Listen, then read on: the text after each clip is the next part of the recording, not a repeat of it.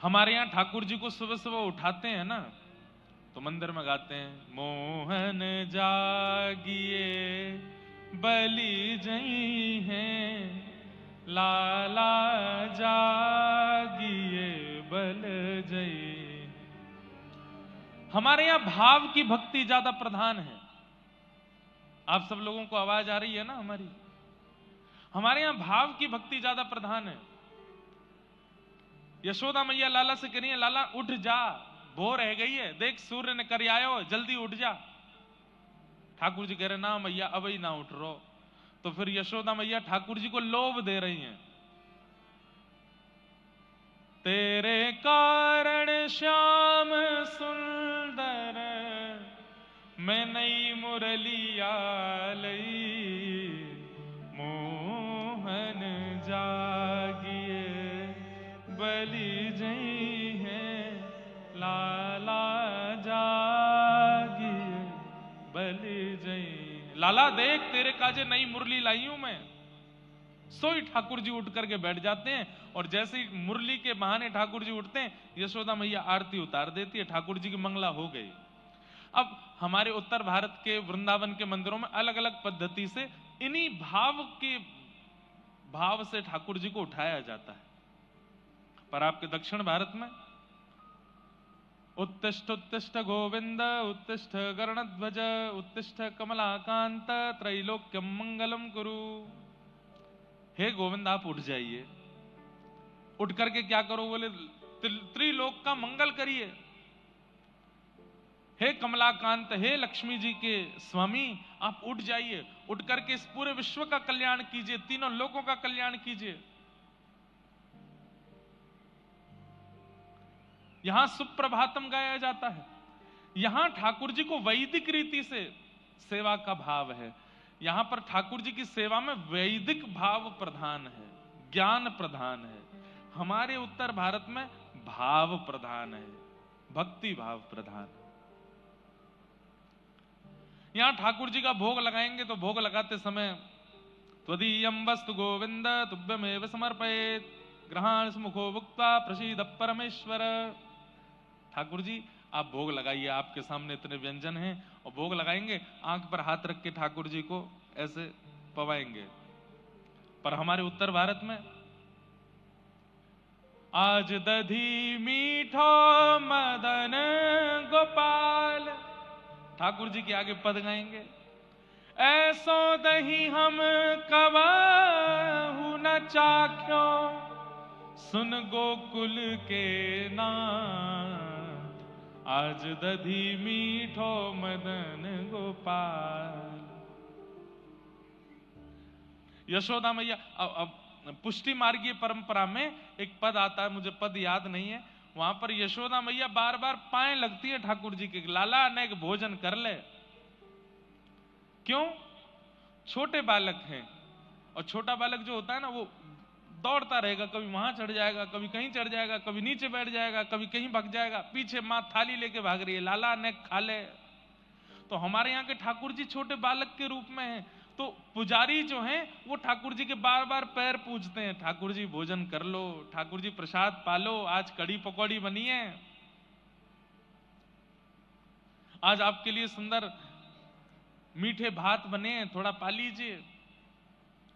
अच्छा, दक्षिण भारत के विशेष मंदिरों में ठाकुर जी की मंगला हो जाती है सुबह 3:45 बजे। तिरुपति बालाजी तो सोते ही नहीं है, 24 घंटा जागे रहते हैं। थोड़ी देर के लिए उनका कपाट बंद होता, बाकी तो दर्शन देते रहते हैं। कहीं कहीं मंदिरों में शयन हो जाते हैं तो 9 बजे, 8 बजे, 10 बजे शयन हो जाते हैं, 7:30 बजे। और ठाकुर जी का मंगला हो जाती है सुबह 3:45 बजे। 3:45 पे तो उठ गए ठाकुर जी, और उठते ही महाराज शुद्ध जल से स्नान होगा, स्नान होने के बाद ठाकुर जी का मार्जन होगा, उसके बाद ठाकुर जी का तिलक स्वरूप होगा, फिर आरती होगी। हमारे यहाँ बिहारी जी कितने बजे उठते हैं? सुबह 8 बजे उठते हैं। कितने बजे? 8 बजे उठते हैं, और 8 बजे भी उठते हैं तो आरती होती है, घंटी नहीं बजाई जाती। क्यों? लाला है, अभी आंख खुली नहीं है, डर जाएगा। तो हमारा उत्तर भारत जो है वो भक्ति भाव उत्सव विश्राम हुआ, कल एक दिन तो हमने रखा कि भाई सब ऐसे थोड़ी, परसों कल ही आ जाता तो फिर मैं यहाँ व्यासपीठ पर सो रहा होता। तो फिर मैंने कहा एक दिन तो दो, तो फिर आज आए।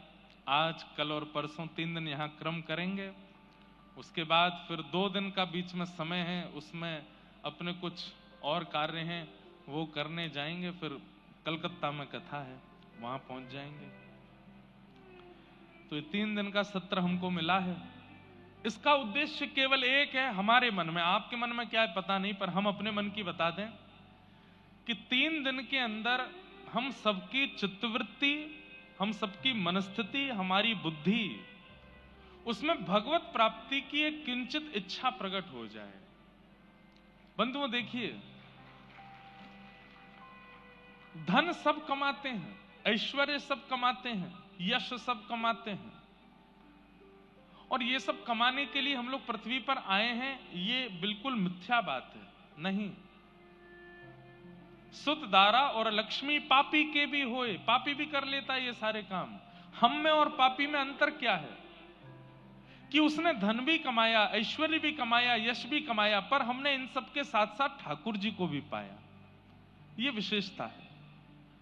वो धन धन नहीं है जो ठाकुर जी से युक्त ना हो, वो यश यश नहीं है जो ठाकुर जी से युक्त ना हो, वो परिवार परिवार नहीं हो सकता जिसमें ठाकुर जी की भक्ति ना हो।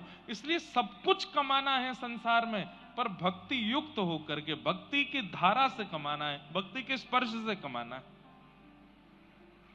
तो वो उद्देश्य हमारा इन 3 दिनों में बने कि चौथे दिन जब यहां कथा विश्राम हो, उसके बाद आपकी स्थिति ऐसी हो जाए कि हंसना, बैठना, उठना, खाना, पीना, नाचना, कपड़े पहनना, सब में ठाकुर जी विराजमान हो, सब में।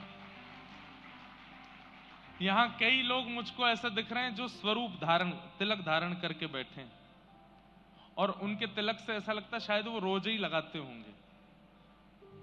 हाँ, आपके से। इसका मतलब क्या है? इनके रूप का आकर्षण दूसरों के लिए नहीं है।